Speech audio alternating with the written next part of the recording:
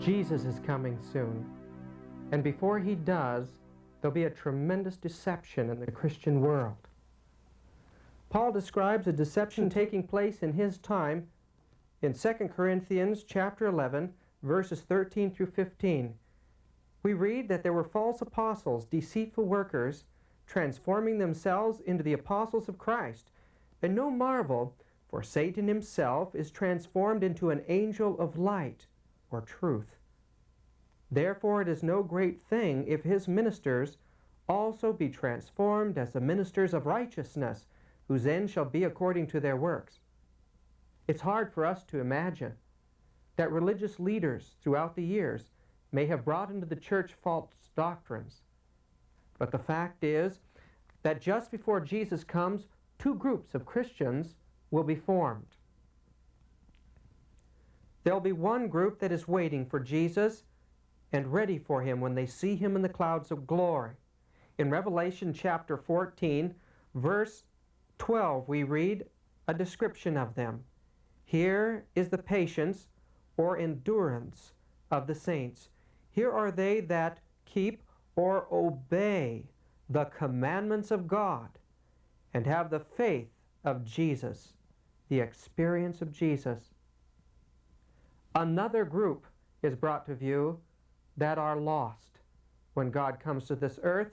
In Revelation chapter 14, verse 9, we read, "And the third angel followed them, saying with a loud voice, If any man worship the beast in his image, and receive his mark in his forehead or in his hand," verse 10, "the same shall drink of the wine of the wrath of God, which is poured out without mixture into the cup of his indignation, and he shall be tormented with fire and brimstone in the presence of the holy angels and in the presence of the Lamb." It seems extremely important that you and I understand what the beast is and what his mark is. But how do we identify the beast and his mark?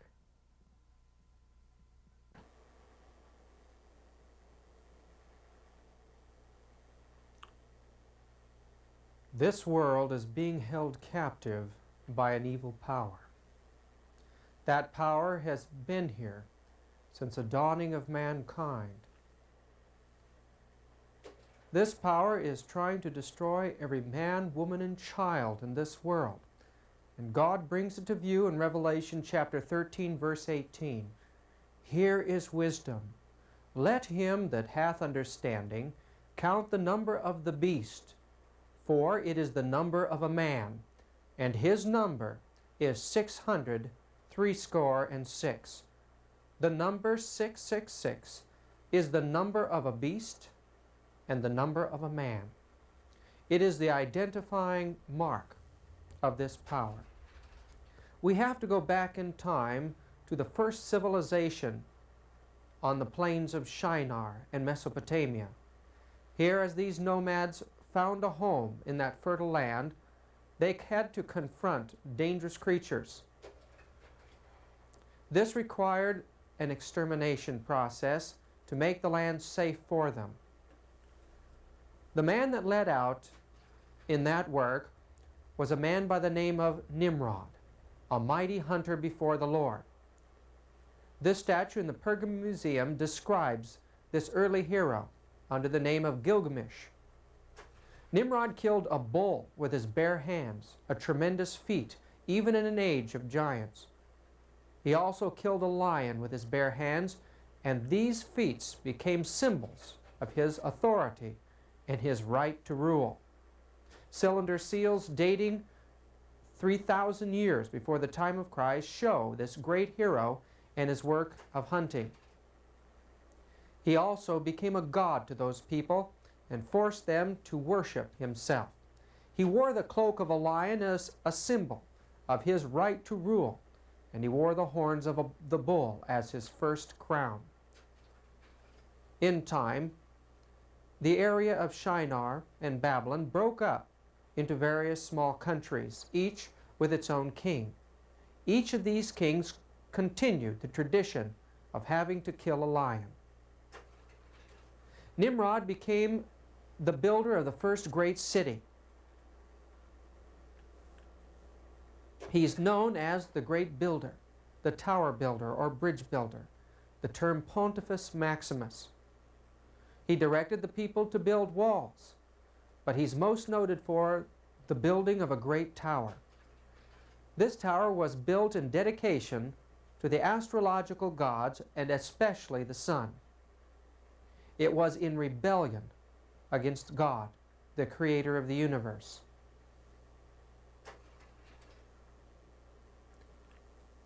Nimrod had a beautiful wife, a blonde and blue-eyed woman who captivated the senses of his kingdom. She led out in the first blood sacrifices and witchcraft rites. When Nimrod died, this goddess, Semiramis, directed the people to worship her as they had her husband. She took the religion into the mysteries in order to protect herself from those who would want to destroy it. She was the mother of all female or mother worship. Throughout the world, various myths and legends have continued from her time, giving her various names. Semiramis had a beautiful child. He was the son of an illegitimate relationship, and she taught the people that the power of Nimrod, who had ascended into the sun, came over her, and she had a virgin birth. They believed that this was the reincarnation of their god Nimrod, and so the people worshipped him. When he became a young man, he was killed by a wild boar. The boar became a symbol of the destroyer of the gods, and the people wept for their lost life giver, their lost savior. Semiramis directed the people to worship the life giver in the sun, claiming that he had ascended to the heavens in 3 days.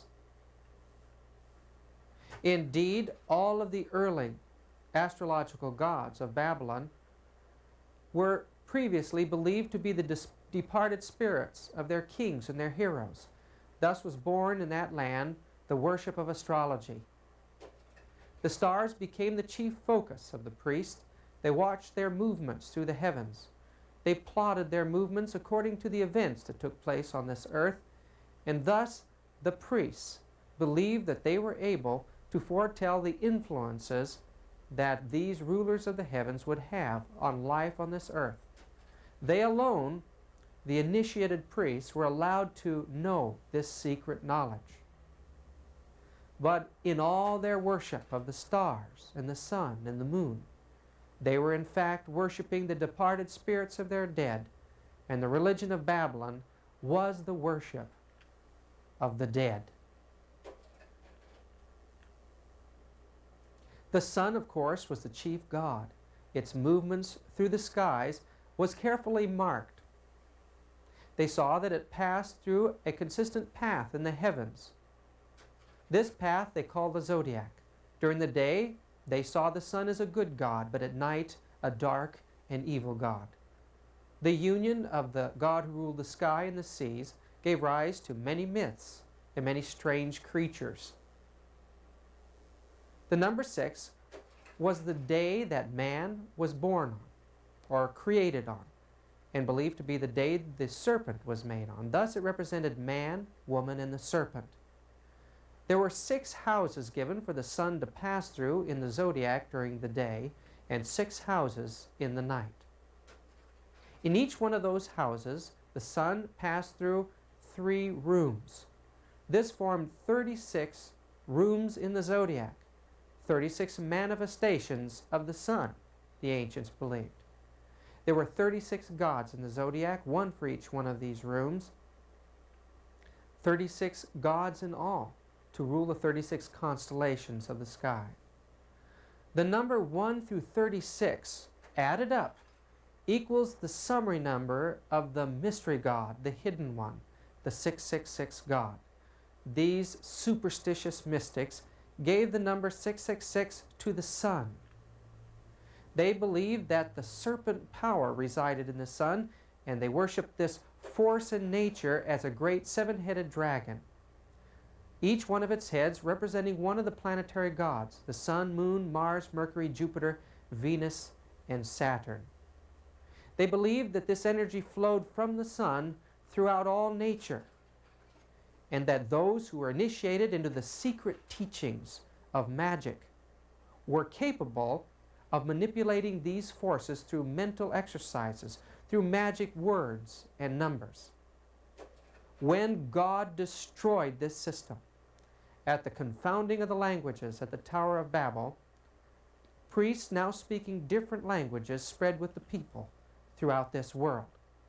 The result of this spread was that the mystical mystery teachings of Babylon continued to be taught by the priests in every part of the globe and in every age. Remnants of that early religion can be seen in the great towers and pyramids that reflect that first tower of Babylon, dedicated to the system of astrology and the sun.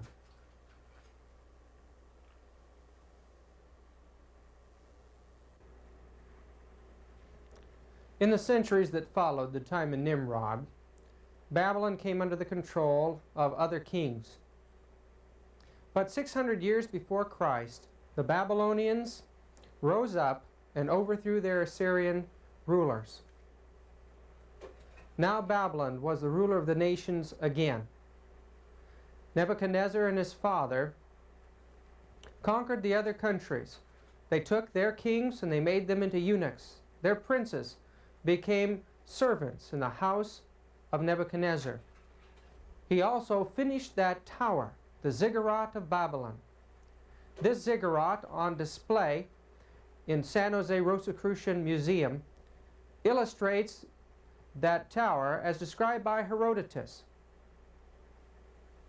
The black base of the tower represented Saturn, the mystery or the hidden god that the Babylonians gave the number 666 to. The next level was represented by Jupiter. The next level, Mars. Then the Sun. Then Venus. Then Mercury and the Moon. And so the tower represented the 7 astrological gods that moved through the circle of the zodiac. The palaces and the temples of Babylon were largely plated with gold. Babylon was known as the Golden City, and in her streets the festivals of the sun, the ancient cult from Babylon, were worshipped again. Although now Nimrod and his wife had different names. Semiramis was now called Ishtar, and her son Tammuz. The main entrance to Babylon was the beautiful Ishtar Gate, dedicated to this moon goddess. It was blue, the color of the female. On the gate is a symbol of gods.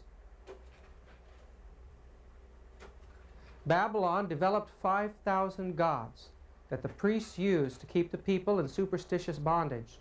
The courts and the precincts of the temples were guarded by these great cherubim, part bull, part eagle, part man, and part lion creatures.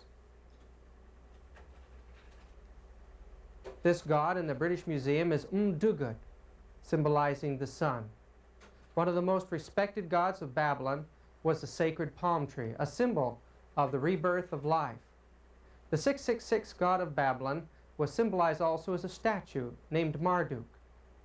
These priests you see in the sacred ark bringing Marduk down the river were from the College of Pontiffs that surrounded the high priest, the Babylonian religion. That high priest was the king, the Pontifex Maximus. He ruled the country as God ruled the earth. His words were law, and his number as well was 666. Under his direct authority were the mystical priests and magicians of Babylon. These people controlled all education, all the economy and business. They were the masters of the world that they lived in. The people showed them reverent homage and worshiped them as if they were gods. It was inconceivable to them that they could ever lose their power with such monumental bastions of walls surrounding them, the fact that they had international connections. But in the mountains to the east, the Persian armies were growing and developing. They had their own priesthood and their own gods based on that early religion of the Mesopotamian valley. When their soldiers moved in to the river underneath the gate of Babylon, it was providential that the leave gates of the city were left open, and they conquered in one night.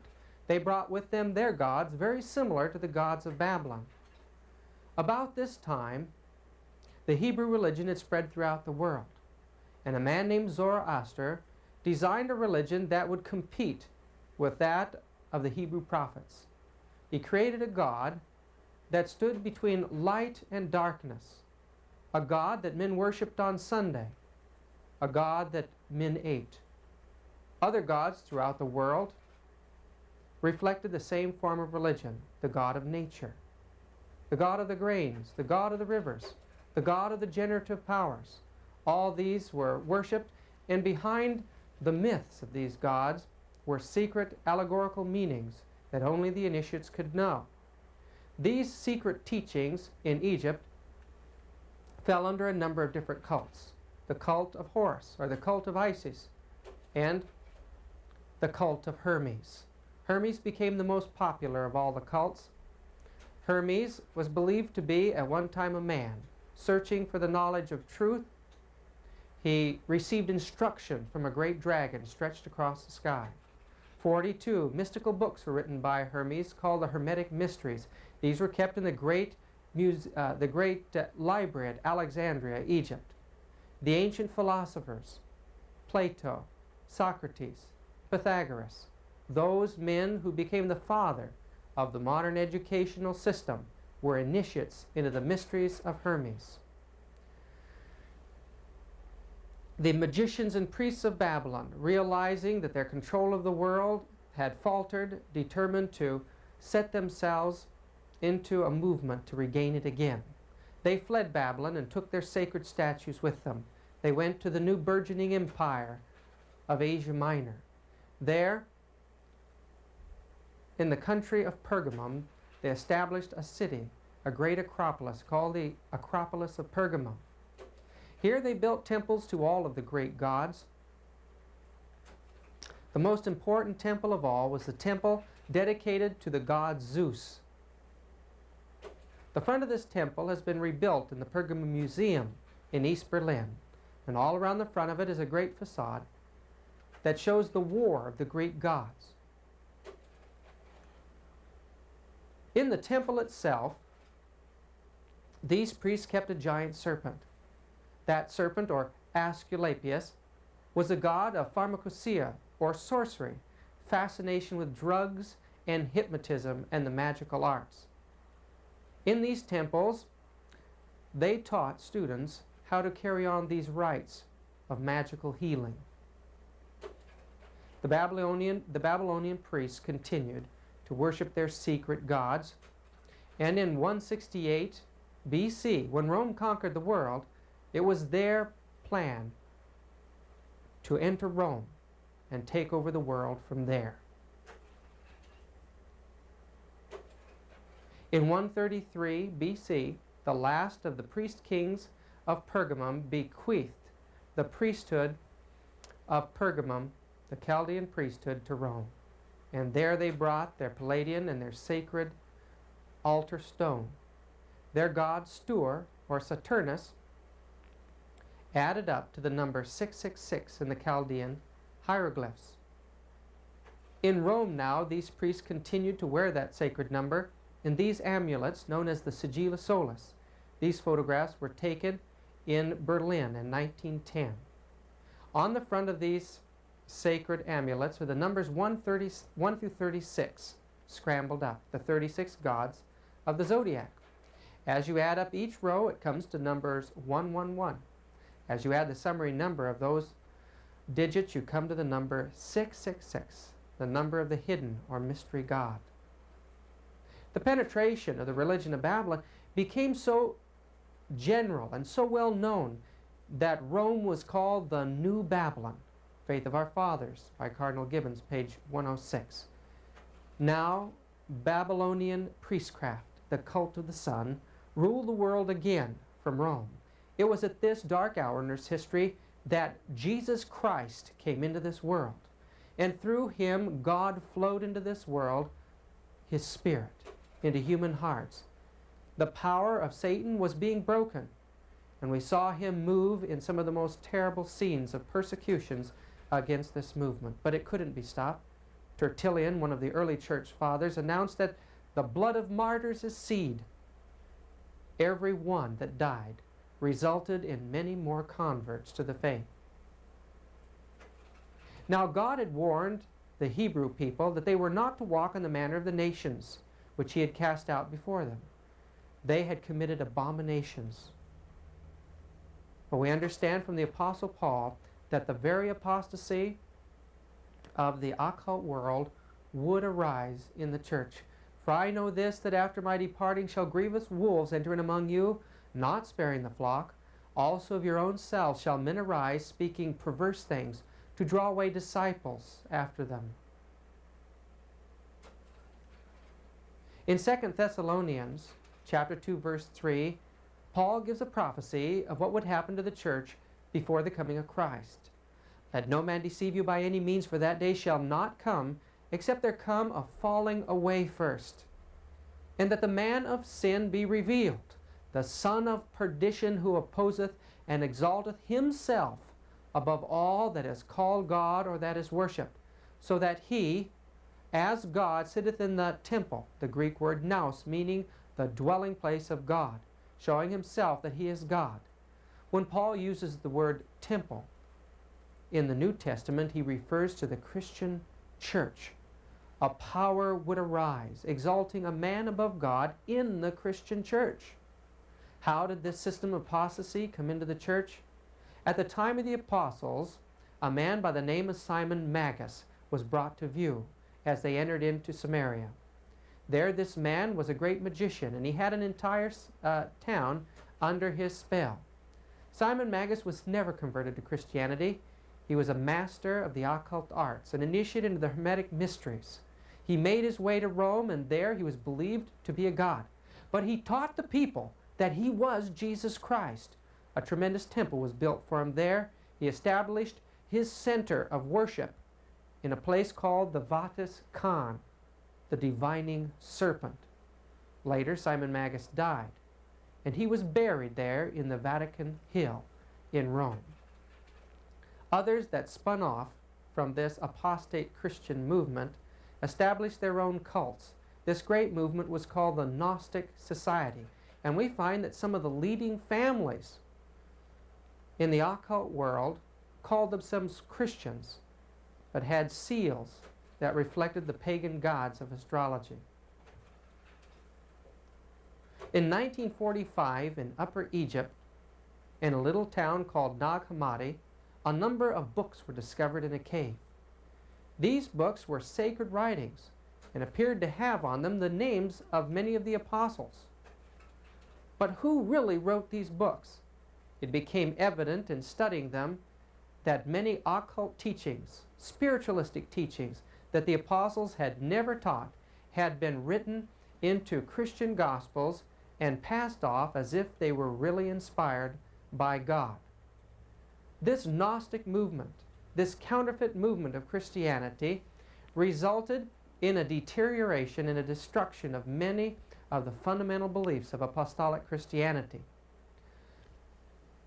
One thing that it did is it led men to allegorize and mythologize the scriptures to fit their own intellectual and philosophical views. These men believed that only the pneumatic part of man was redeemable, or that only the spirit of man was redeemable, a purely pagan principle up to that point. They de-emphasized the concepts of eschatology, or the prophecies leading to the coming of Christ, in favor of the existential movement, the experience. It was these men who brought into the church the pagan concepts of oracular voices or ecstatic utterances, tongues. They minimized the concept of disobedience, claiming that men could never obey, and that the law of the Old Testament was an evil law and had to be destroyed. Thus they introduced antinomianism into the Christian world. They didn't believe that the miracles of God were anything special. They taught that any man could do miracles. They de-emphasized the concepts of evil angels, fallen angels. Theology became a system of philosophy, and important words of the Bible were just spiritualized away. The cardinal doctrine of the movement was the non-flesh of Jesus Christ. These people claimed that Jesus was only pure light because only pure light was God, and anything physical was in itself evil. Therefore, man being evil could never obey the law, and his work was just to come to know the light, and he would be redeemed and saved. The Gnostic error that Jesus had a different kind of body than we are was a doctrine that has changed the face of the entire Christian world. John called it the teaching or the spirit of the Antichrist. In 1 John chapter 4, verse 2 and 3 we read, "Hereby know ye the Spirit of God, every spirit that confesseth that Jesus Christ is come in the flesh is of God. And every spirit that confesseth not that Jesus Christ is come in the flesh is not of God. And this is that spirit of Antichrist, whereof ye have heard that it should come, and even now already is in the world." How did this strange teaching come into our Christian church? Well, the answer is simple. Many of the early church fathers felt that the highest form of worship was to unite the tenets of paganism and Christianity together. Such was the work of men like Jerome and Augustine. It was Augustine who had been a Manichaean Gnostic for 10 years of his life, and he believed that human flesh could not obey the law of God. Thus he merged his Gnostic concepts with the teachings of Christianity by developing the teaching of original sin. In this view, the idea was that Adam passed on the guilt and taint of sin to his offspring, and that because of that, every child born is born a sinner and cannot obey God's law, even with divine help. This resulted in concepts such as the Immaculate Conception of Mary, and in the Protestant religion, the idea that Jesus must have, through a miracle of birth, escaped the original taint of sin so that he could obey.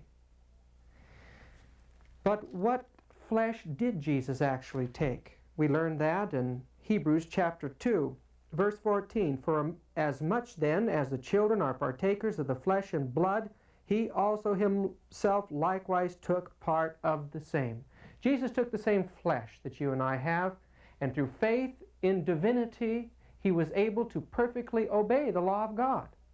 He was our example, and the character that he formed is a character that he'll impart to you and to me by faith. We have to obey God's law to be ready for his coming. In the book of Revelation, we read that at the end of time, there will be one small group ready for his coming.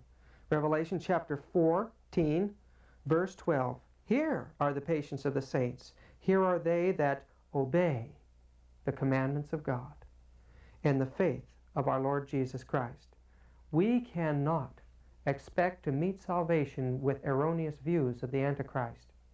We've got to study the Bible for ourselves. Look to Jesus as the author and the finisher of our faith. Obey his commandments through faith in him and be ready for his coming. In 312, the Roman general Constantine claimed to be converted to this new paganized form of Christianity. He claimed that while en route to battle, he had seen a cross in the heavens. In following this cross, he won the battle and claimed the victory for Jesus Christ.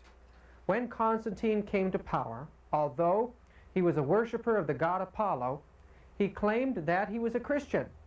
Coins that were made after that showed sun symbols all around him. In this painting in the Vatican, it shows Constantine giving the statue symbolizing the political power of the kingdom to the Bishop of Rome at that time. Whether or not this really happened is irrelevant, for we know that somehow the Bishop of Rome became the ruler of the entire Christian world. It's assumed that the Roman Catholic Church became the political authority over Rome. In this painting in the Vatican, we see the cross of Calvary taking the place of the statue of the sun god in a pagan temple. What really happened during those years? Well, in order to attach to Christianity great attraction in the eyes of nobility, the priests adopted outer garments and adornments which were used in pagan cults. From the Life of Constantine by Eusebius, cited in Altai Nimalaya, page 94. So the Christians adopted, number one, priesthood, which was not a concept in Christianity, but pagan, and adopted the garments of these priests. What we see the priests wearing today in the Christian church are in fact pagan outfits. The church did everything it could to stamp out such pagan rites, but had to capitulate and allow the rites to continue with only the name of the local deity changed to some Christian saint's name. Religious Tradition and Myth by Dr. Edwin Goodenour, professor of religion at Harvard University, page 56 and 57. So the church adopted the pagan gods and gave them Christian names. Many of the gods we see, or the statues that we see in the Christian churches today, were originally gods that the pagans bowed down and offered sacrifice to. Confiding then in the power of Christianity to resist the infection of evil and to transmute the instrument and appendages of demon worship to an evangelical use, the rulers of the church from early times were prepared, should occasion arise, to adopt or imitate or sanction the existing rites and customs of the populace. Development of Christian Doctrine by Cardinal Newman, page 372. And in the next page he gives an entire list of paganism that had come into the Christian church. So the rites of Christianity today are pagan in origin by the church's own admission. From the foregoing, which treats merely of the more important solar festivals, it is clear that these products of paganism are as much in force at present as they ever were, and that the Christianity countenances and in many cases has actually adopted and practiced pagan rites whose heathen significance is merely lost sight of because attention is not called to the source whence these rites have sprung. So heavy was this infiltration that Sir Samuel Dill exclaims Christianity is only a sect of Mithraism. Roman Society from Nero to Marcus Aurelius, page 7. We know that Mithraism was the state religion of Rome at the time that the Christian church was established there. Evidently, tenets of Mithraism, such as Sunday worship and eating the wafer in the Mass, were adopted into Christianity at that time. Mithra worship was the worship of astrology and the worship of the mystical sun god and the god of nature. In short, sun worship, symbolically speaking, lies at the very heart of the great festivals which the Christian church celebrates today.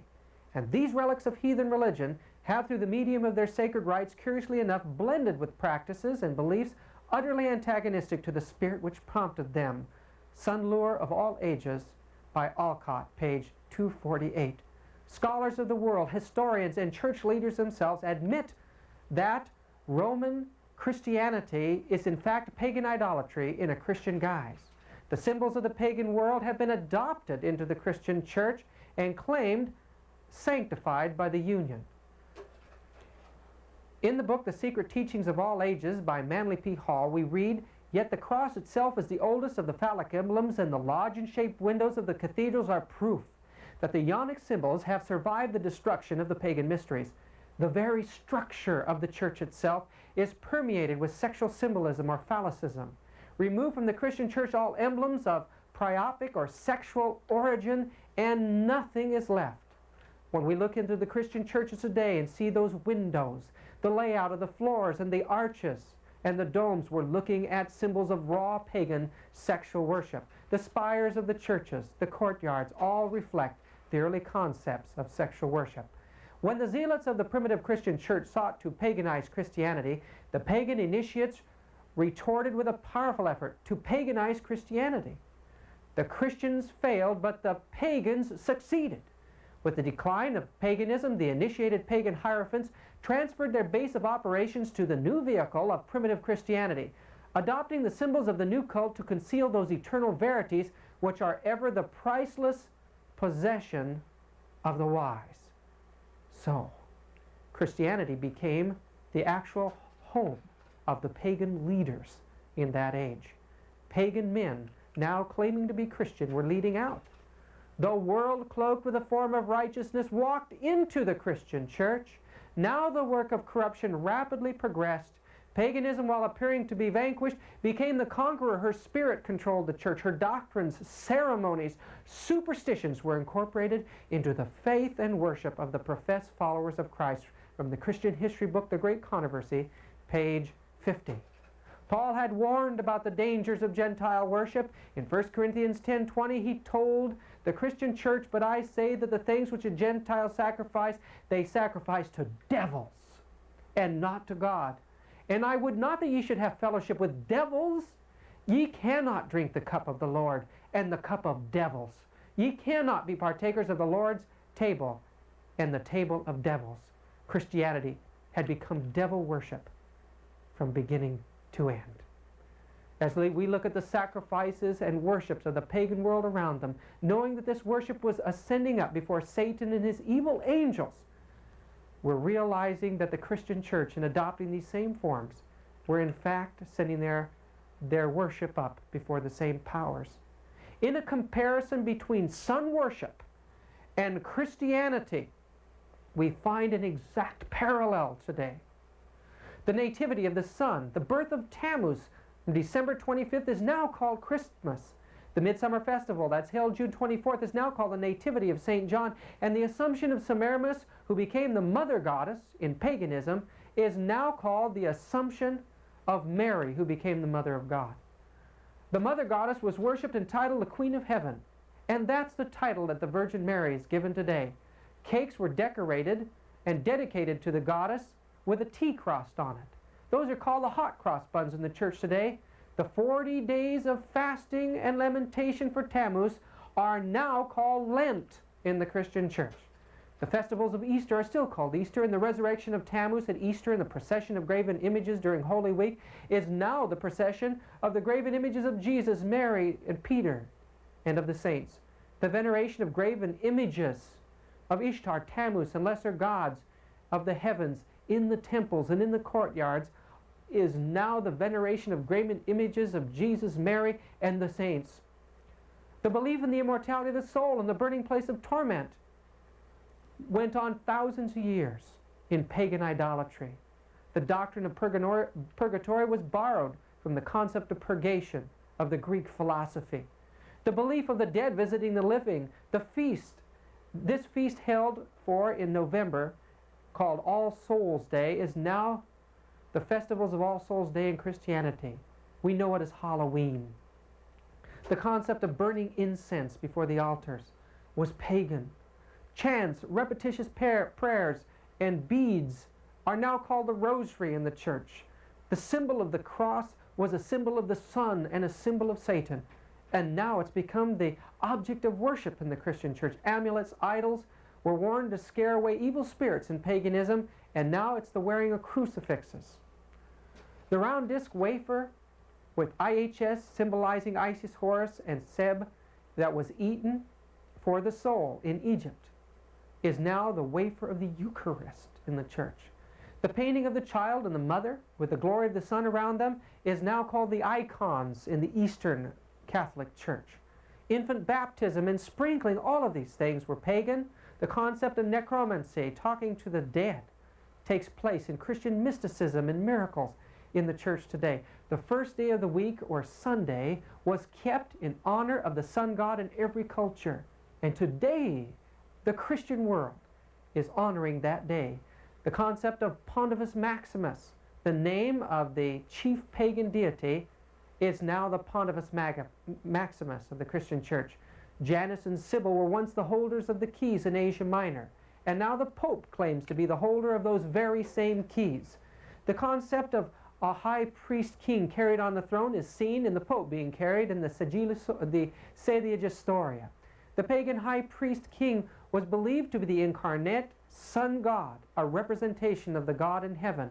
The Pope claims to be the vicar of God on earth. Offerings were offered to placate and appease the god. These concepts became penance and indulgences, salvation by works in the church. Anciently, there were houses for prostitutes, priestesses. Today, the church has adopted the concept of nuns. And throughout the years of sun worship, the enemies of the sun were offered as human sacrifices. And in the Christian Inquisition, Over 50 million lives were destroyed. Many of them were burned at the stake. A comparison between this cult form of Christianity in Rome and Hinduism, again, gives us a direct parallel.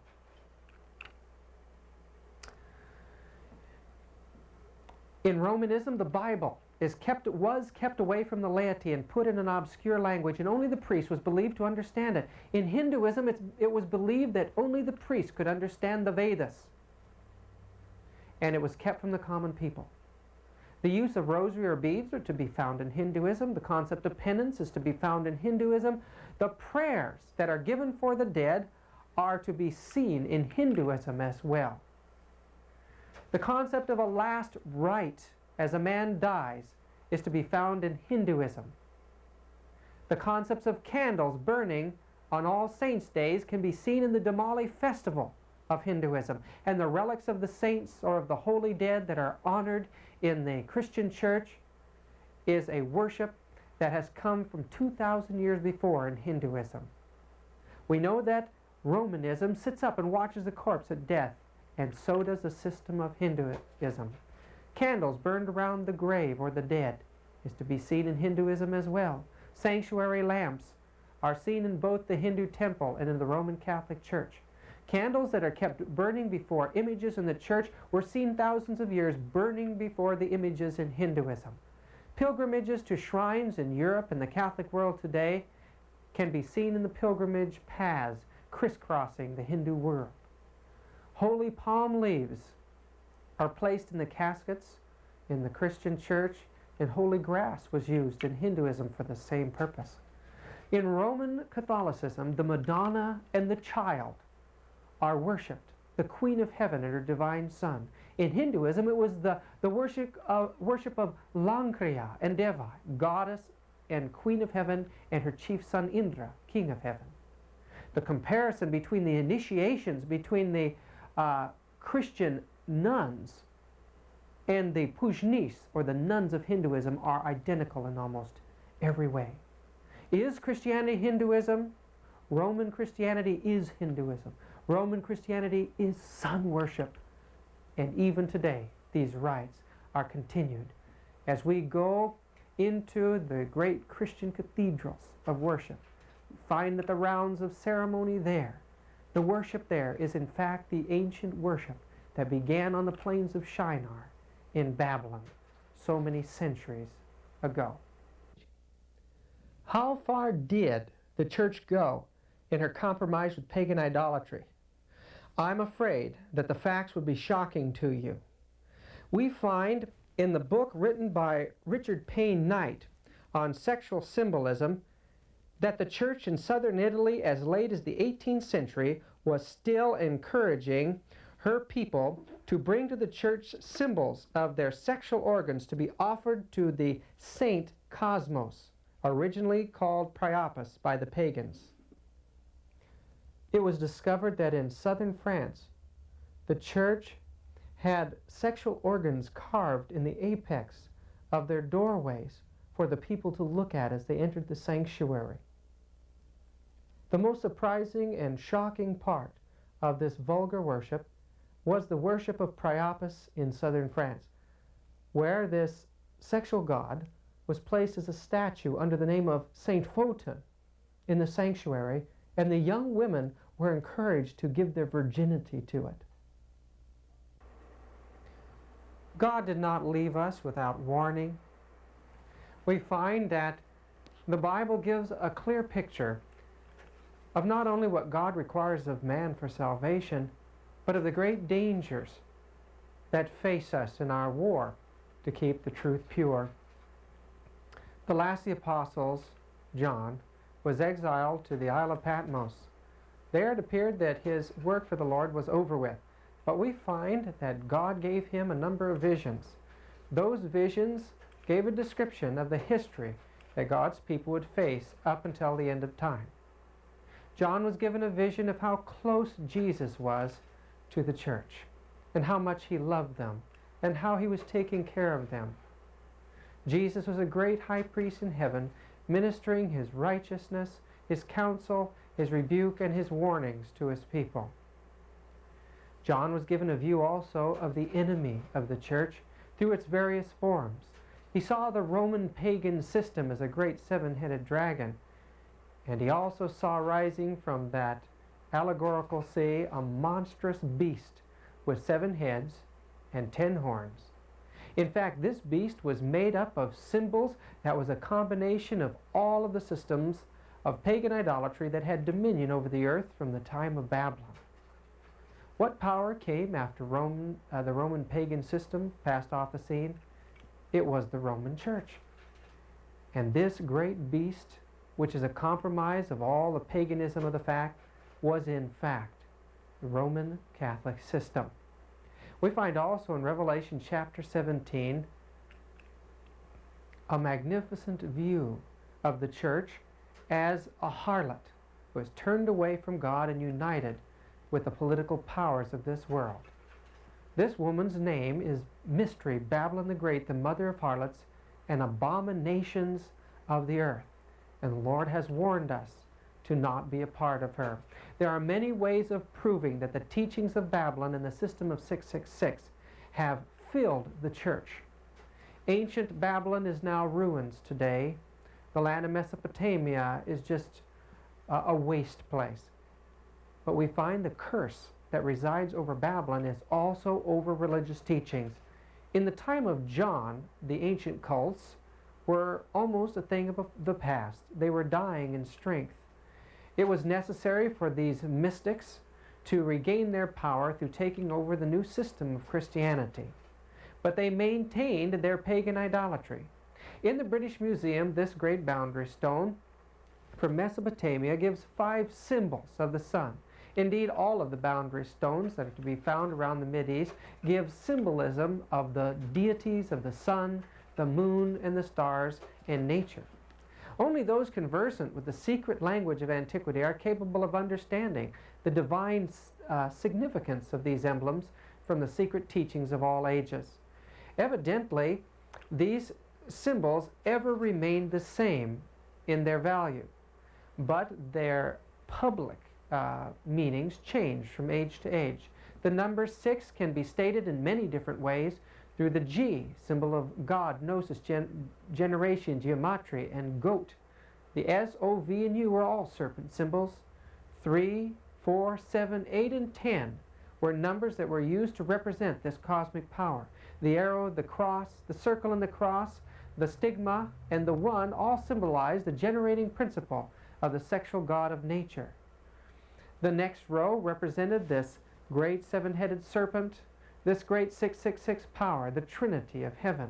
And the last row, the S, or the shin of the Hebrew alphabet, was a trident symbolizing Trinity. The pentagram represented the forces of nature. Up, when one point pointed up, it represented the upper houses of the zodiac. When it pointed down, it represented the rulership of the lower houses of the zodiac.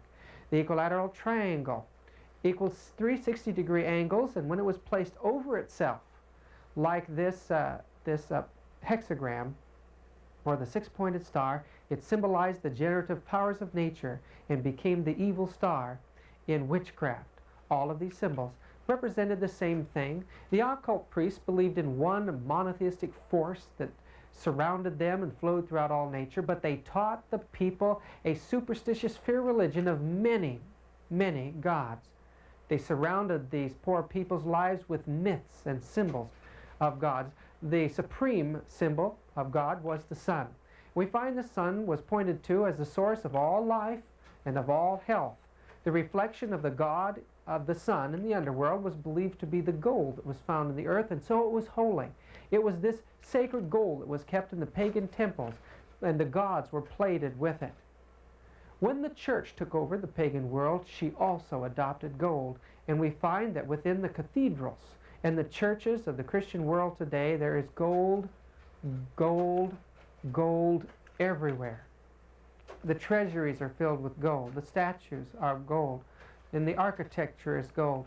In fact, the church itself has the largest percentage of gold of any organization in the world.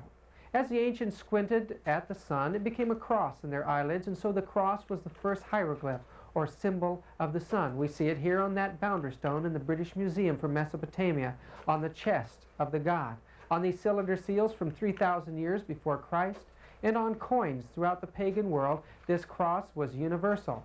On this seal, we find that the circle and the cross is united. This symbol of male and female in union was adopted in Africa as a symbol of fertility among the natives.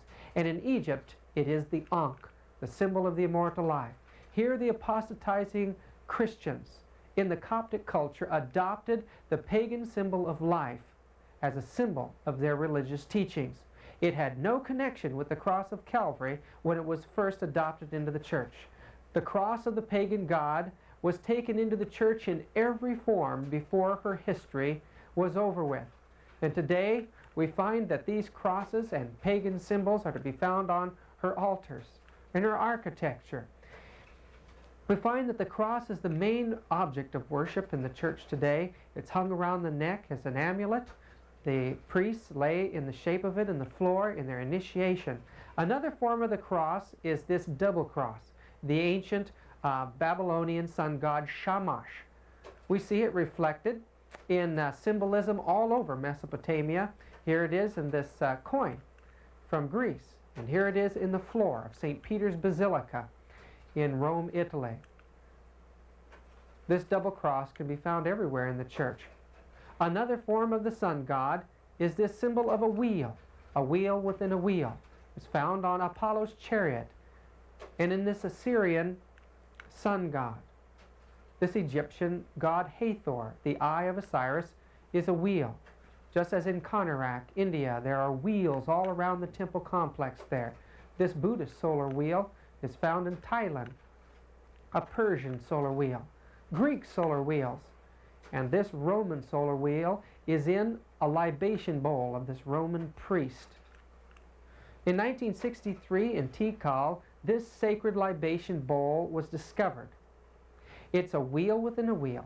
And if you'll notice the double cross and then the single cross in the middle, it's a perfect solar wheel, just like the wheel in St. Peter's Square at St. Peter's Basilica, the largest solar wheel in the world. Solar wheels can be found all over the churches today. Wheels in the ceilings and wheels in the floor. Here we see a picture of a bishop holding a wheel and a painting of Mary holding a wheel herself. Another form of the wheel from the Orient is the wheel of life, the Buddhist wheel of life. It represents the three aspects of the cosmic forces and can be seen on their advertisements and in their work. This Shinto shrine in London shows this solar wheel of the sun, 3 sixes in union. And just down the street and around the corner is Westminster Cathedral. And on the floor in one of her chapels is the same Oriental solar wheel, 3 sixes in union. Sol, or the sun god, was universally worshipped throughout the world. We found not only in Rome but in Greece. This face in the sun representing the spirit of the sun can be seen. Here on a temple in Greece is the god Apollo. And notice the straight and wavy lines. It represents the merge of male and female. The very same symbolism is to be found on this Catholic altar or in this Catholic pulpit in Scandinavia and on this Jesuit chapel. In Burgos Cathedral, the sun is looking around behind Jesus on the altar, while in the canopy of Bernini in St. Peter's Basilica in Rome, faces of the sun look down at you from the top of the canopy. Other churches show the sun in the apex of the dome, ceilings, and in floors. The sun is everywhere throughout the Christian system today. This heart shows the rays of the sexual symbolism around them. The pagans worshiped the heart. They would tear it from the flesh and offer it to the sun while it was still beating. This worship of the Sacred Heart can be seen in statuary all around the world. This is the statue of Quetzalcoatl, and although his chest cavity is just ribs, the heart is alive, just as it is on the chest of Jesus Christ. These sacred hearts become an important part of the worship of the Christian church Here it is in a window above the clouds as the sun in the sky, or as the heart of Mary with 7 knives stuck in it, a reflection of the ancient worship of the 7 planetary gods. The sun is also seen as a red disk. In Egypt, it's the god Ra. We find here Osiris is holding up the sun, or over the head of Horus, Heraki. These red circles can be seen in the floors of the churches or on their altars as well. Above the head of the king in this tomb is the symbol of Trinity in Egypt, 2 serpents around the red sun, representing Ra, Amun, and Osiris.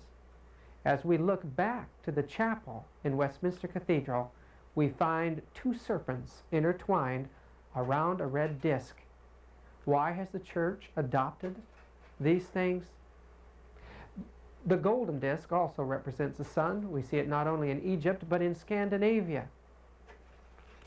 Evidently, this disc is placed behind the head of a deity to indicate that it is God. Even throughout the Orient, we see this over and over again, and behind the head of St. Peter.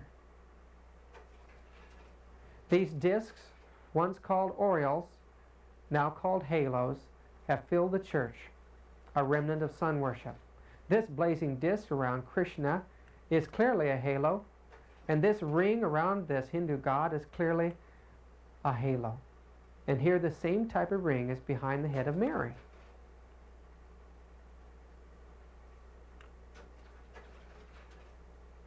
Another symbol is the nimbus. It came from the pagan worship of the generative powers, the worship of the female organ. The ancient placed gods in this symbol to represent that they represent the power of generation or life, and the church has placed her saints and Mary and Christ in the same symbol. One of the symbols of the sun's rulership over the universe was that of a great big globe. And we see on boundary stones from Mesopotamia a king holding up a globe, or in India a Hindu god holding the sun in his hand. In Egypt it was a scarab beetle that was worshipped as the one who held the globe across the sky, or the sun. This idea of holding a globe can be seen in the Greek worship. Hercules holds that globe as he fights his way through the 12 houses of the zodiac. Mithra of Persia holds that same globe, a symbol of the ruler of the zodiac, as well as Isis of Egypt, or this Roman Pontifex Maximus, or Caesar with the globe in his hand. The church adopted this symbol of the 666 God and places it in the hands of its own deities, such as Mary and Jesus. Another form of holding up the universe is seen as being done by Catholicos or Atlas in this picture.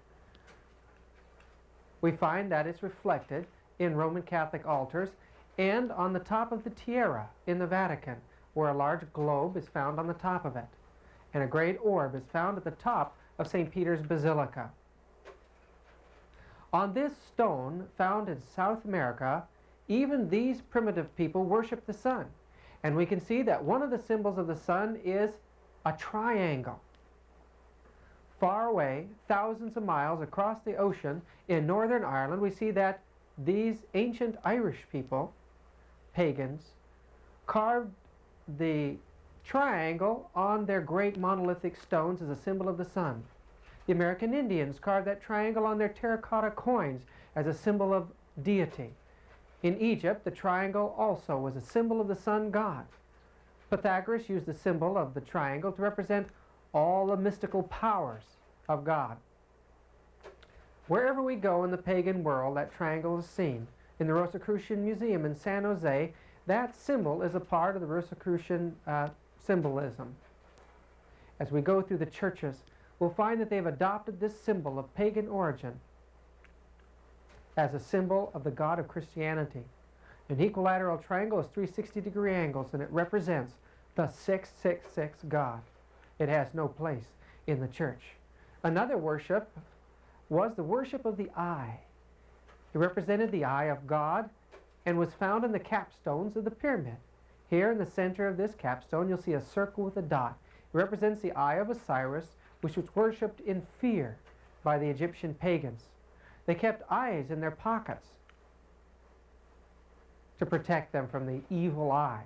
Even in Rome, we see that this form of worship was adopted, and on this pagan Roman grave is carved a giant eye as a symbol of God. This Masonic pin illustrates the concept that the eye of God is placed in the equilateral triangle. That eye in a triangle is looking down at you from the great dome in Santiago de Compostella's cathedral, or in this confessional box in Torino, Italy, or in this pulpit in the Church of St. Louis in France. Everywhere you go, the church uses the equilateral triangle and the eye of pagan idolatry as a symbol of the Christian God. Another symbol is that of two equilateral triangles placed over itself. It represents the generative principles of nature, and in the center of it is the all-seeing eye of God. All around it are the 36 sections of the zodiac, or the 36 decans that add up to the number 666. Aleister Crowley designed this pentagram or hexagram. We see in the center of it the number 6 and the sun.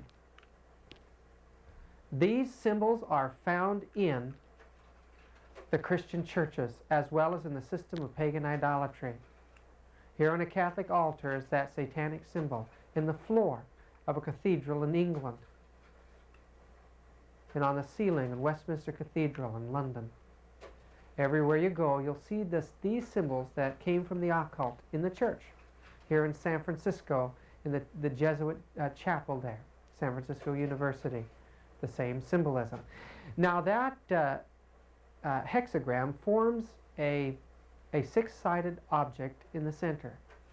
It was believed that the bee who pollinated the flowers formed the hexagram in the wax because it was a symbol of God, and the bee can be found in the artwork throughout the churches.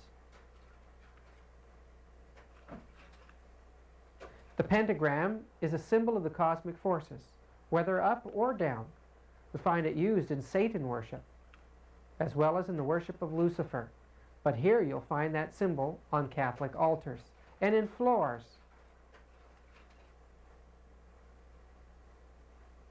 The scallop shell was a symbol of the universe, or the universal power. We see it reflected in many ways here on the head of Neptune, ruler of the seas, or here held up by Atlas or Catholicos. On this Roman grave in Rome, Italy, the scallop shell represents the universe, and the stairway represents the stairways to heaven. Venus is being born on that pagan symbol, the scallop shell, and here in the scallop shell, she's disrobing herself. This is a Greek coin with a scallop shell. And here a pagan Venus stands with a scallop shell open, a symbol of sexual fertility. The church adopted that sexual symbol, that symbol of cosmic forces, and you'll find it throughout the churches today. Even in St. Peter's Basilica, we see a great painting of Jesus being sprinkled by a scallop shell. In Santiago de Compostela, that scallop shell represents the brother of Jesus, St. James. And we find these shells are used as fonts to hold the holy water for people that enter the churches. In Westminster Cathedral, beneath the floors of the church is a chapel for funerals. If you look carefully at the apex of the arches, where the symbol of deity should be, they've placed a great gold scallop shell.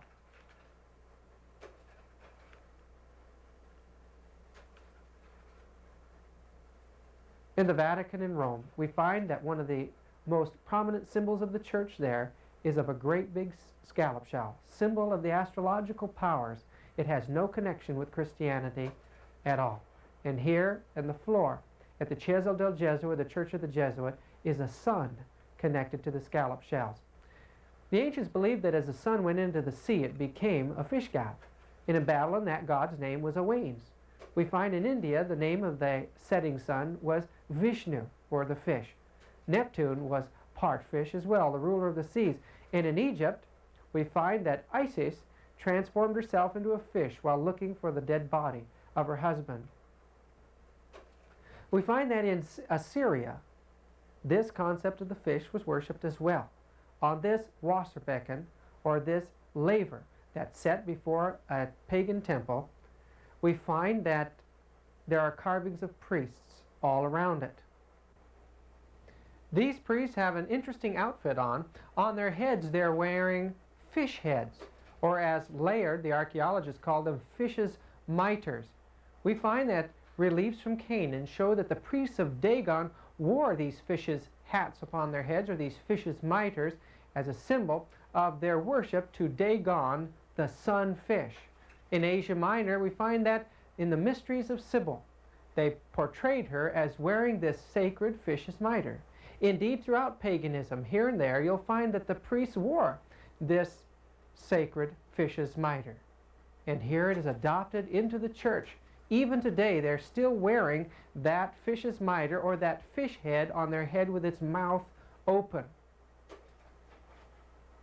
Another symbol of the sun is the three-high horn crown. It was a symbol that the sun ruled the heavens, the earth, and the world of the dead, or the underworld. It can be seen reflected in the artwork throughout the pagan world.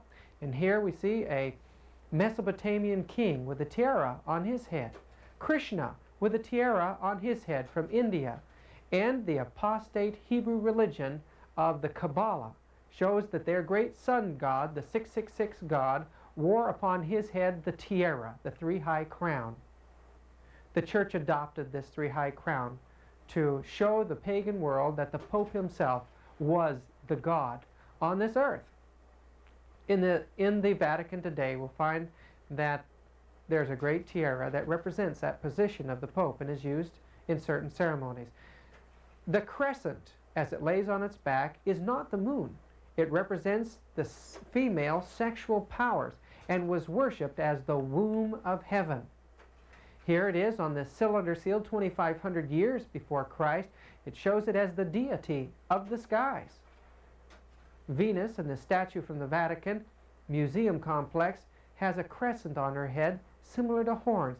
Indeed, the worship of the crescent began with the worship of the horns of the cow, the mother of the bull, which they believed was the generator of life. Around the head of the moon goddess of Rome is the crescent moon. And here, around the head of the female goddess is the horns in this birth of Mithra carving. Lilith of Babylon, the goddess of the world of the dead, or the world of the gods, is shown standing in the crescent made up of two antelopes. In the church we see a goddess standing in that sexual symbol as well. It is not a moon in that form. It is the same as it ever been in pagan idolatry. It's a symbol of the female generative powers. In Scandinavia, we find the statue of Mary in the middle of reindeer antlers. Because there weren't any cows up there, they put her in the middle of those antlers as a symbol of her power. But one of the most startling depictions of Mary is in southern France in Lyons. There at the great cathedral, Mary is seen as wearing the horns upon her head. And the breastplate of the Hebrew priesthood is to be found on her chest. This makes Mary the mediator between God and men. Nothing could be further from the truth. The Bible tells us that we only have one priest and one way to heaven, and that's Jesus Christ himself. This concept of fertility worship and the worship of the mother captivated the senses of the pagans, and the Roman Church realized it would have to adopt it. This instrument, called a sistrum, was used in the dances of the pagan priestesses. Here Isis, the queen of heaven in the Egyptian cult, is seen carrying that sistrum. Isis, in Manly P. Hall's book, is quoted as saying, "I, Isis, am all that has been, that is, or shall be, no mortal man hath ever me unveiled. The fruit which I have brought forth is the son." The son of Isis is Horus. And in this picture of Isis and Horus, we see her standing in the middle of a nimbus with the zodiac all around her. Her child is the sun god. And when we go to the Vatican, we'll find a great Madonna figure there in St. Peter's Basilica, holding in her arms her baby. And that baby in this Christian statue of a Madonna is the sun. This allegorical concept of the mother and the son can be seen in Egypt and in India here with Devaki and Krishna, as well as the Orient. Both Japan and China have had their Madonna and child figures. This concept of vices can be seen in statues throughout the Roman Empire. These were the statues that were adopted by the church first for Mary and Jesus. When you look at Mary and Jesus in the churches today, you're looking at an ancient worship that predated Christianity, the worship of the child and the mother. Other statues of the child, as if it's a god itself, can be seen in paganism, but here is a statue of Jesus, separate from the adult statue of Jesus and worshipped as a god in itself.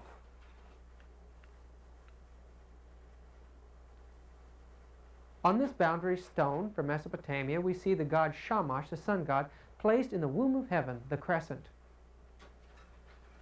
We can see it on cylinder seals. 2,500 years before Christ, the concept of the sun god in the crescent, or the male in the female.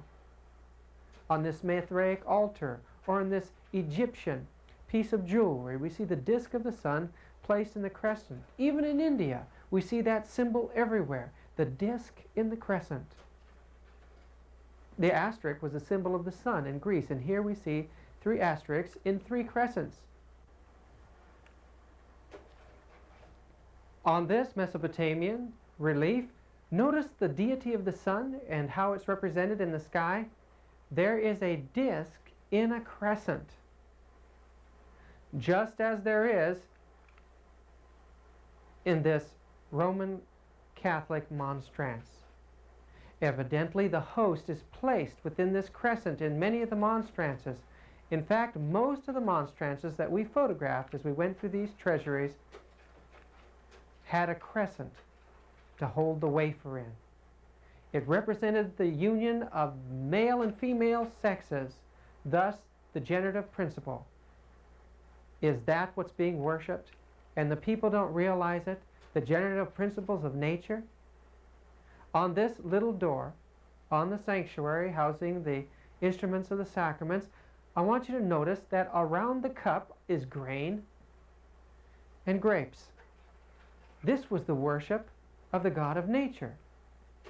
His name was Dionysius or Bacchus. In Rome, the gods of nature were often depicted as little goat-like men that had grapes, fawns, or satyrs. The worship of the sun god could be worshipped through drinking the grape. It was believed to be his blood. We know that in Mexico, to the sun god, the mace was made in a meal and given to the people to eat. In Egypt, a wafer was served in dedication to the god there. And in Greece, to the generative principles, these wafers also had a place in the communion of the gods. At the Acropolis in Greece, the high priest had 3 strong men bring in bulls. He baked wafers and put them on the altar there. When a bull ate a wafer, he was killed, and then he was skinned. The people were encouraged to eat pieces of the bull's body and tear them apart, eating the blood and the flesh. Then the skin was filled with grain, and the people again were to tear apart the body and eat the grain. It represented that they were incorporating into their bodies the generative powers. This same form of worship was seen in the Persian god Mithra, the state religion of Rome. Here, these Roman initiates would take a wafer and eat it. In their initiations and their rites, they copied the pagan communions that had existed before. God was called into that meal, and it was passed around among these soldiers. Myth worship is probably the closest to the systems of Roman Catholicism today. It's amazing, then, to find beneath the great cathedrals of Europe excavations of pagan temples where the Christians were first encouraged to worship by their priests and religious leaders. In St. Peter's Basilica, we find that there are some magnificent candlesticks that are used in the Mass. Now, if you look closely at each one of these candlesticks, there's a face on it. And we would assume that that face should represent the God that the Mass is honoring. But looking closely at those faces, you see the head of a being that is part man and part goat. That, friends, is a symbol of Satan. And many of these people don't realize that as they honor the Mass, they're carrying on pagan rites to Satan that existed thousands of years before.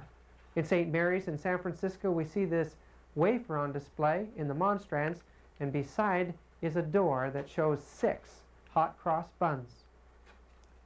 It was believed that the grapes were the blood of the god Bacchus, and that the one who drank it and became drunk had his spirit within it. It was an important part of initiation in the mysteries and plays an important part in the ritual of the communion in the Roman Church today, claiming that they're actually drinking the blood of the god.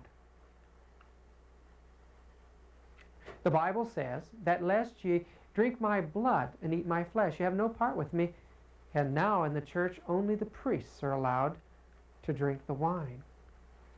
In the Vatican, on the chalice there, we find a strange-looking face. An ugly man smiling with goat's horns. Again, we're looking at the worship of the generative principles of nature. How is it that God in every age could look at this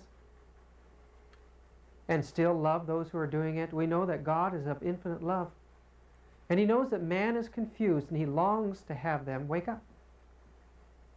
Many, many years ago, a being that was the most glorious outside of deity itself rebelled against heaven. How art thou fallen from heaven, O Lucifer, son of the morning? For thou hast said in thine heart, I will ascend into heaven, I will exalt my throne, I will be like the Most High. This created being wanted to be a creator. He took upon him the symbol of deity, and he was cast out of heaven. John saw him as a great dragon trying to destroy God's church. As far back as we go in pagan idolatry, the symbol of the serpent was the symbol of those who worship the sun. From Babylon to Palestine to Persia, the serpent became a supreme symbol of deity. We know that in Asia, it represented the energies of nature. In India, it represented many aspects of God, as in Egypt, where it represented the chaos, the energies where life came from.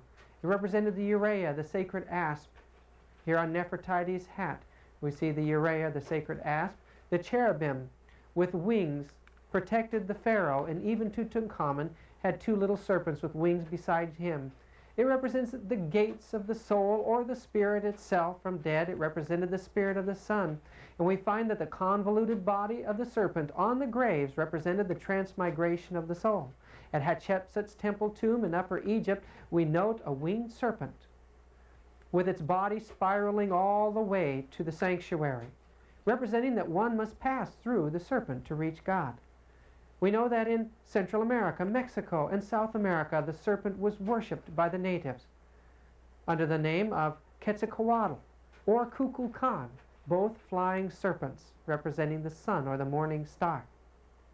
At Chichen Itza, the great temple there, has a stairway leading to the top of it that is bordered by 2 winged serpents. In Greece, the name of the serpent was Asclepius. He was a counterfeit healer, and he was worshipped all throughout the Greek Empire.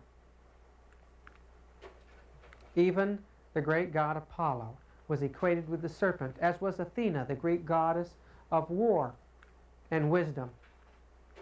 In Rome, the serpent became a symbol of healing, as well as the spiritual powers that carries the soul across the heavens at death. In Scandinavia, everything revolved around serpent symbolism. The ships were made into serpents and dragons, and the stave churches that these people worshipped in had carvings of serpents all over.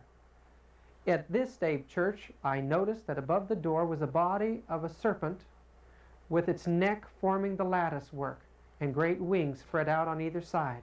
One had to pass through this serpent door in order to get into the sanctuary. Here in Chinatown, you have to grab the handles of this serpent door to get into the business. And in Thailand, we find that on either side of many of the entranceways to the temples there are great serpents.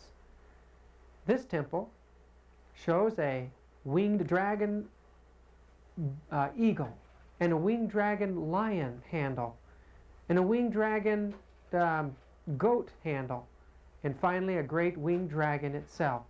These handles have to be pushed before the doors will open. But as one gets back from this sanctuary, you'll notice that it's not a pagan temple, but it's St. Mary's Cathedral in San Francisco. And the court is made of 3 rows of 6 crosses in each row. 6, 6, 6. The altar has 6 steps to the top of the sanctuary. Why are these pagan symbols still used in the church? The church has used them for so long that it knows nothing else but pagan symbolism. All through the years, we find that the serpents are to be found in the churches, on our tombs and in the floors, or here in Westminster Cathedral above the head of Jesus. Most of the dragon serpents that we saw in one place were to be found in the Vatican, or the Divining Serpent Center. Here, dragons looked at us from above graves, on floors, or on artwork. Even the canopy was copied from the ancient serpent pillar altars of the ancient world. Those great spiraling canopy pillars represented the serpent around the staff. The serpent represented the energies of both good and evil. And we see here 2 serpents holding up the cosmic egg. That egg is to be found at the top of Bernini's canopy as well. The ropes were used in paganism to symbolize the serpents, and we find them on the crests of the popes. In the large hall of Bernini in the Vatican, the church is symbolized by a great golden dragon. Down beneath the floors of St. Peter's Basilica in the crypts, we find that one of the popes that called himself Six has upon his tiara 6 serpents. The lightning bolt was a symbol of the serpent power, and the ancient gods were believed to be able to wield it. As far back as ancient Gilgamesh, we see that this lightning bolt was to be found in the hands of these pagan gods of Mesopotamia. Both the priests and the kings himself carried these divining rods. This Assyrian king from the British Museum holds with his hand a symbol that represents the roll of thunder and the flash of lightning. Osiris is shown holding serpents in his hand, and even Tutankhamun held the serpent staff in his hand. This Etruscan deity is holding a serpent in her hand, and even in the Greek religion, we see Athena holding a crozier in her hand. From the Acropolis, it's clear that that crozier is in fact a serpent. In the Mayan religions, the priests there carried these serpent croziers in their ceremonies, and we find that even in the Orient, in Japan, these little croziers, remnants of the divining rods, were held by prelates. Scandinavia had its serpent crozier as well, held by its priests. This Etruscan priest holds with his hand a spiraling crozier. In Mesopotamia, the priests there held croziers as well. And in Berlin, we photographed this crozier head from the land of Shinar. It has a serpent on the end of it, and this clearly has no relationship with the shepherd's staff, as the church claims. Her prelates carry these croziers even today, just as the ancient magicians and mystics did so many years ago. Many of them have serpent heads on them. Some are carved out of ivory, and still others are carved out of the bones of saints, making them more holy or more sacred.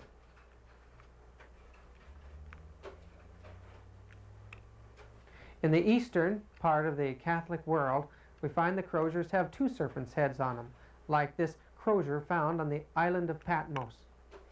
Some show floral designs representing the generating principle, as this, which is beside the throne of the Pope today.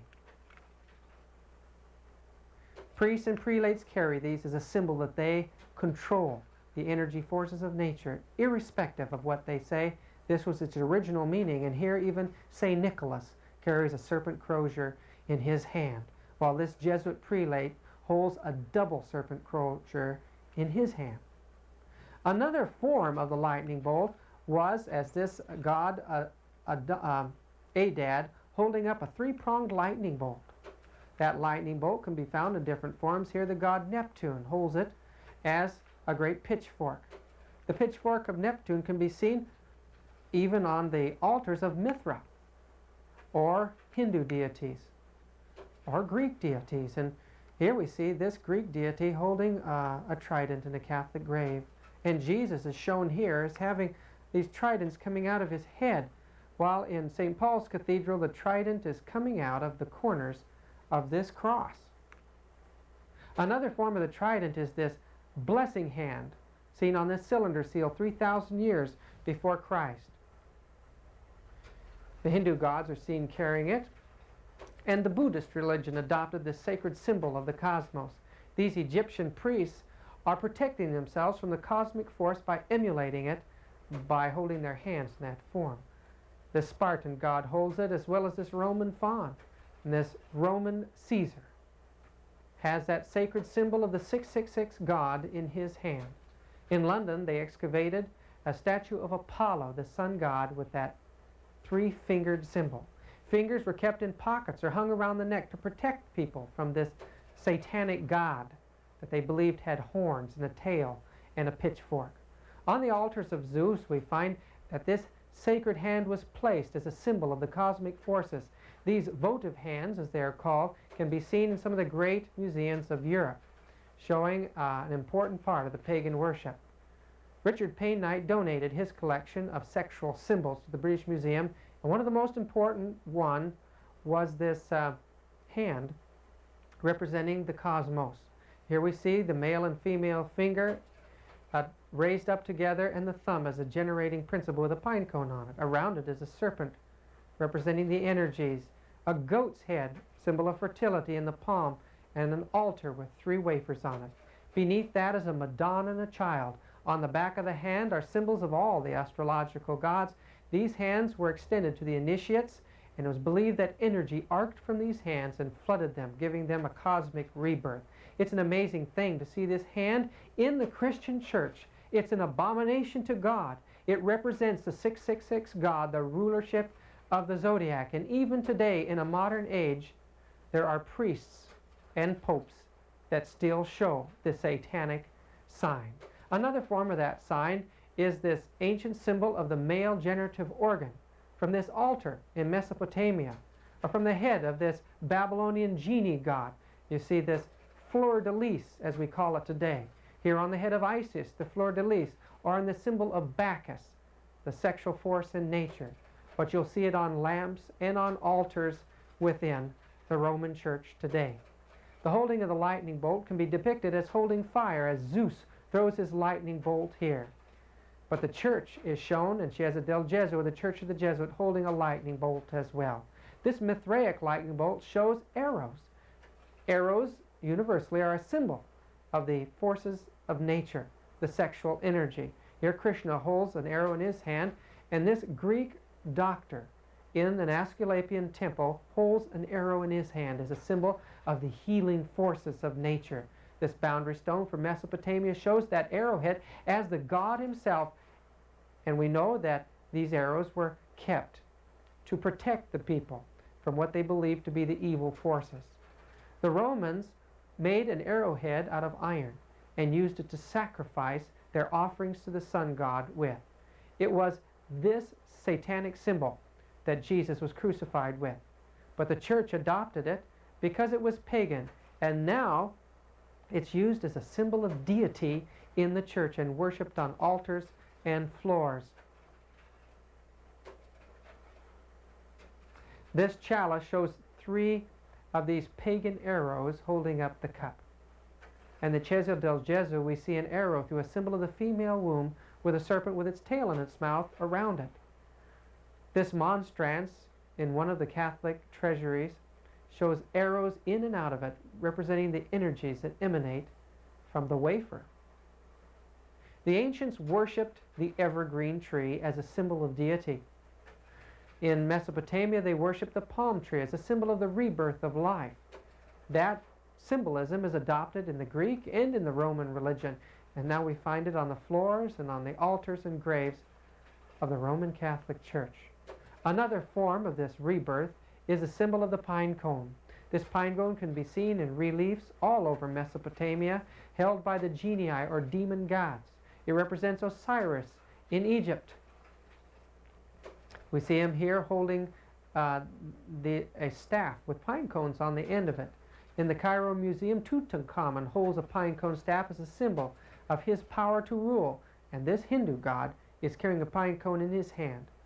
Even Quetzalcoatl, with an evergreen tree on one side, is holding pine cones on the other, as is this Greek fertility goddess. The pine cone was adopted by the Romans, and here we see this Mithraic altar with a pine cone in the middle of the equilateral triangle, as well as on a Roman grave.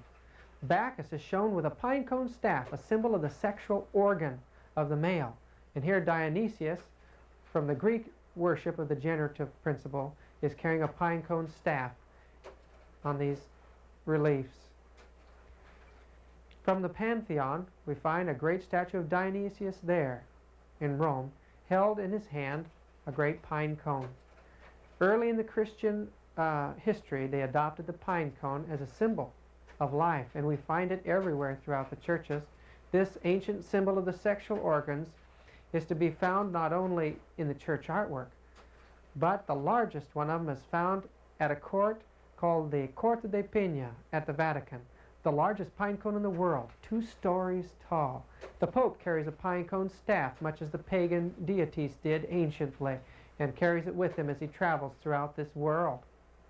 The bull was a symbol of the fertilizing power of the sun, and the generative organs were worshipped in Rome under the name of Priapus, under the name of Min in Egypt. A form of the generative worship was the worship of the Phallics of Osiris. It was placed before the temples in Egypt, and as the sun rose, the shadow of that entered into the temples, representing the fertilizing power of the sun on the womb of the earth. We see from the Muslim religion that this concept of these towers was adopted, and at the Vatican today, one of those symbols of Osiris is placed in the court before the temple of St. Peter's Basilica in the same form as it was in the pagan world. We know that pillars in the pagan temples represented the union of heaven with earth. It was a generative symbol as well, and this has been duplicated in Bernini's colonnade around the Vatican courtyard. Spires are seen in churches all over, and they are a duplication of the ancient worship of Priapus, the generative principle. In the Orient, the energies are symbolized by yin and yang, positive and negative energies. It's represented here in this head of Bacchus, 2 heads, 2 different sides of the one god. This Mayan god shows a black and a white feather on his head, a symbol of good and evil, positive and negative, male and female, as in this Mexican sand painting, or in this Hindu Tantra. This Roman floor reflects the same dualism of God in their religion. Masonry has adopted it, and in their initiation floors, they have black and white alternating tiles to represent that God is both good and evil. At the Rosicrucian Temple in San Jose, the initiates are initiated on this alternating black and white floor. In ancient Babylon, the courts of the temple there had alternating black and white tiles as well, as they worshiped the one God as both good and evil. And it's shocking to see that the majority of the floors of the old cathedrals of Europe have the black and white alternating tiles underneath their altars as well.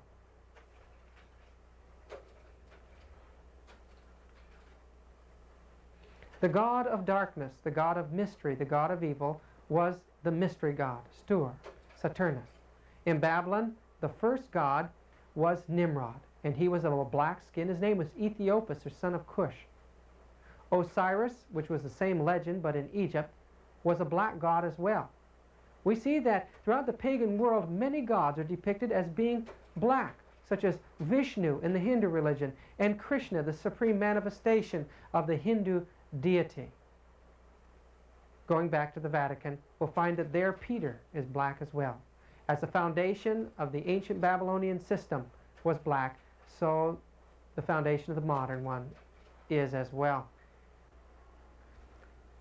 Kissing the feet in pagan idolatry symbolized the worship of God. We find in the Hindu religion they kissed the feet of their spiritual masters and believed that vital force and energy would flow through these pictures and carvings of feet. In a Hindu temple, we watched people kissing these feet, and it was explained to us that these were the lotus feet, and they received energy from that. But as I was in the St. Peter's Basilica and saw people lined up to kiss the feet of Peter there, I realized that even the foot kissing had been adopted into the system of Roman Catholicism. The holding of the keys was pagan in origin. It represented the one that opened up the light and closed the world of darkness. The Pope claims to have that power today. It was first given to him in the 4th century in a dream where Janus and Sibyl, the pagan gods, came and gave him the keys. This omnipotent power that's claimed for the Pope gives him the authority over the world of hell, a religious teaching that was adopted to keep the people in abject terror and fear. It has no origin in Christianity. It is believed that the Pope has the power to release these people from hell if he would like to. But as we go back into the system of pagan idolatry, we will find that every culture had their form of hell, from the Orient to the Babylonian world. There's nothing new about eternal burning hell. The pagans often symbolized the departed spirits of the dead as birds. They saw the eagle flying above the heaven, and to them it was an excellent symbol of the departed spirit. And we see this concept of the eagle carved on tombs and graves. The great phoenix represented the rising of the sun, and the double-headed phoenix represents the supreme aspect of God, that he's both good and evil. The winged spirit here represented that man's departed spirit ascending into the heavens. And in the churches, we see these birds everywhere. The phoenix is often seen as carrying the scriptures on its back. These birds have no place in the churches, but over and over again they are placed on altars, such as this pelican feeding her young. What does the pelican mean anyway?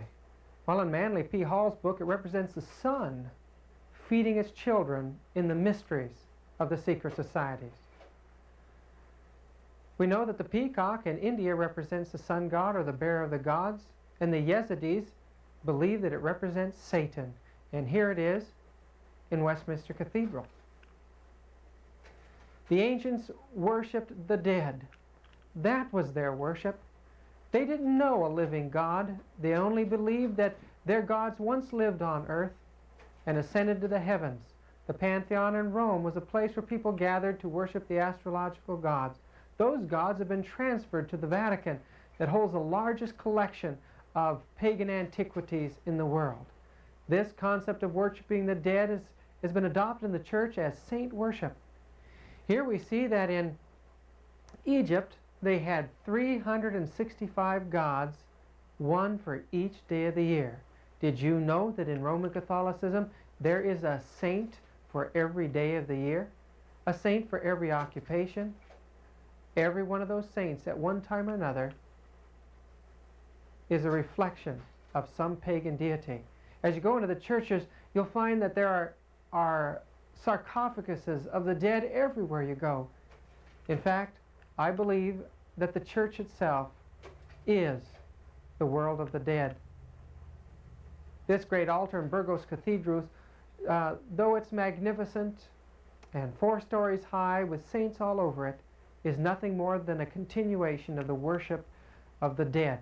The popes are embalmed and placed in caskets, 3 inside each other, placed beneath the floor of St. Peter's Basilica, and there the people gather to pay them homage, to do their rosaries before them and kiss their caskets.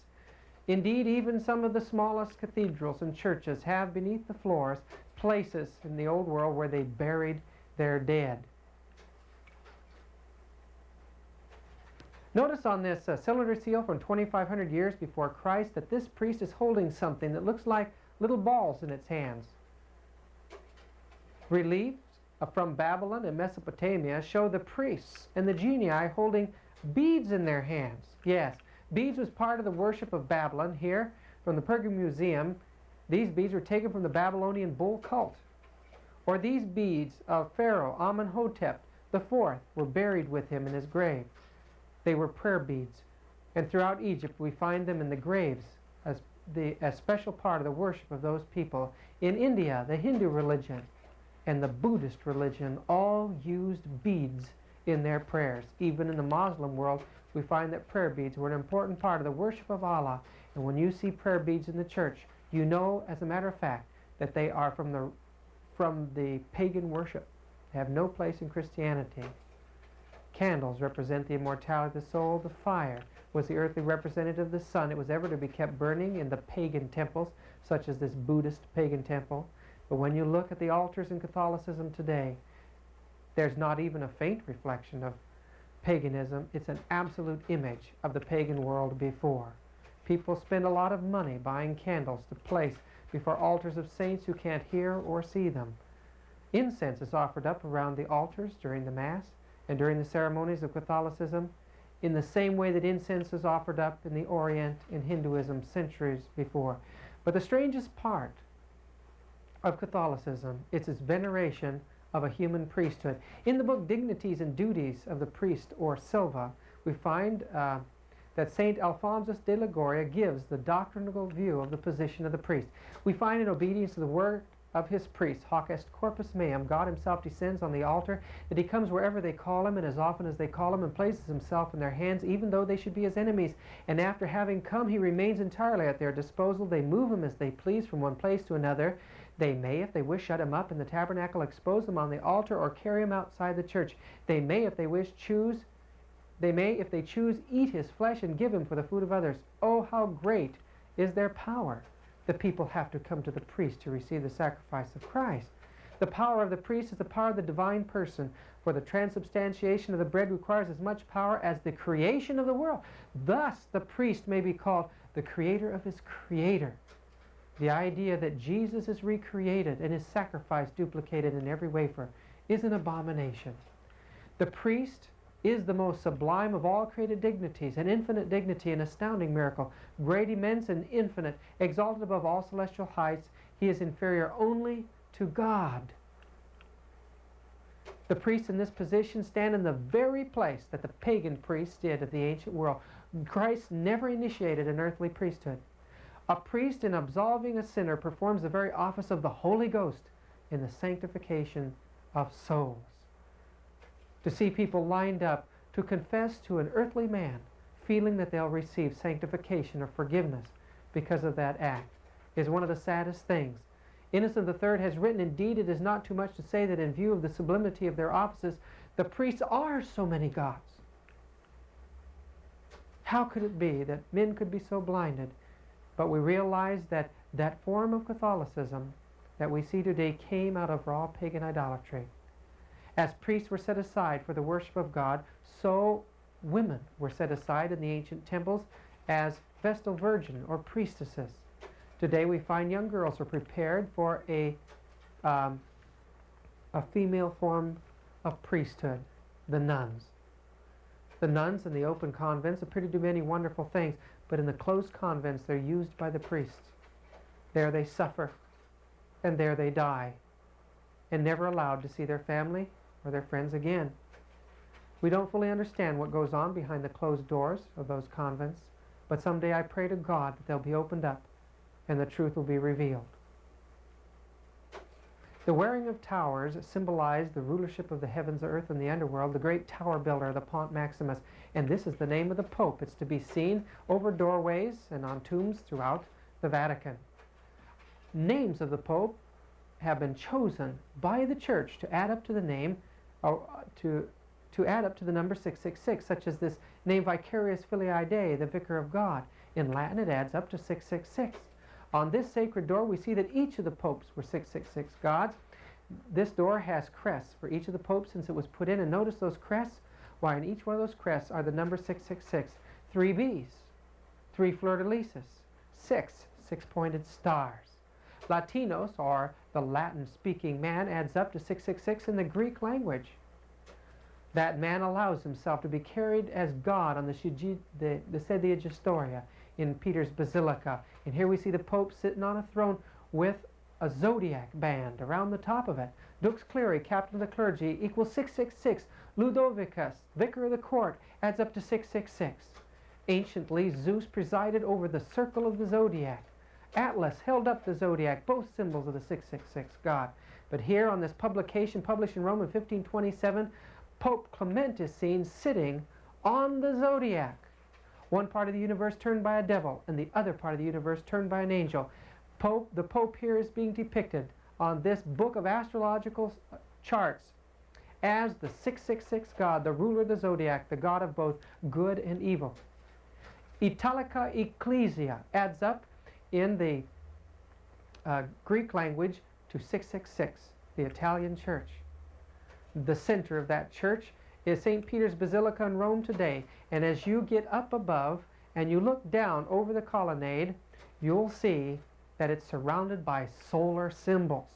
A Latina Basilica, the Latin kingdom, adds up to 666 again.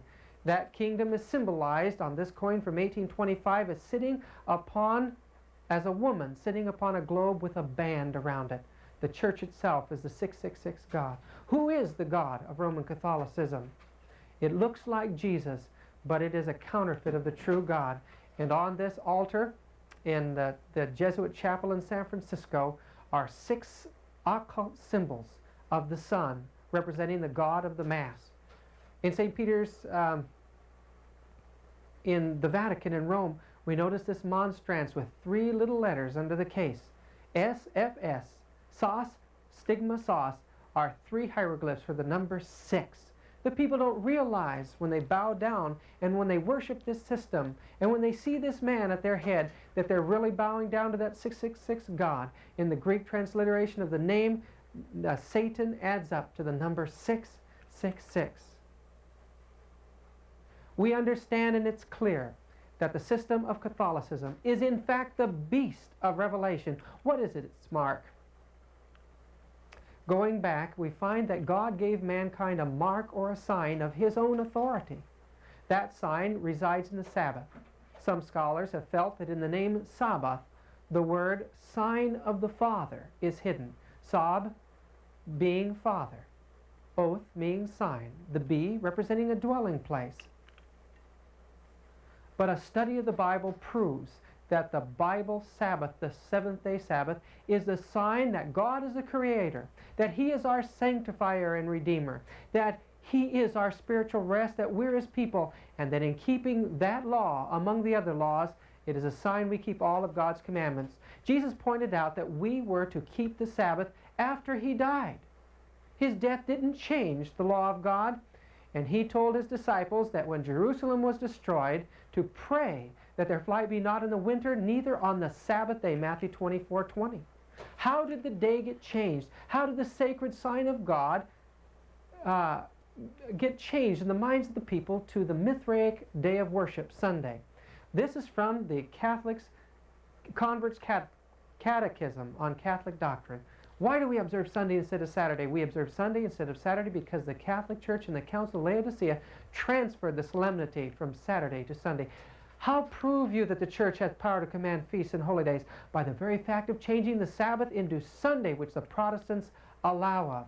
Have you any other way of proving that the Church has power to institute festivals of precept? Had she not such power, she could not have done that in which all modern religionists agree with her. She could not have substituted the observance of Sunday for the first day of the week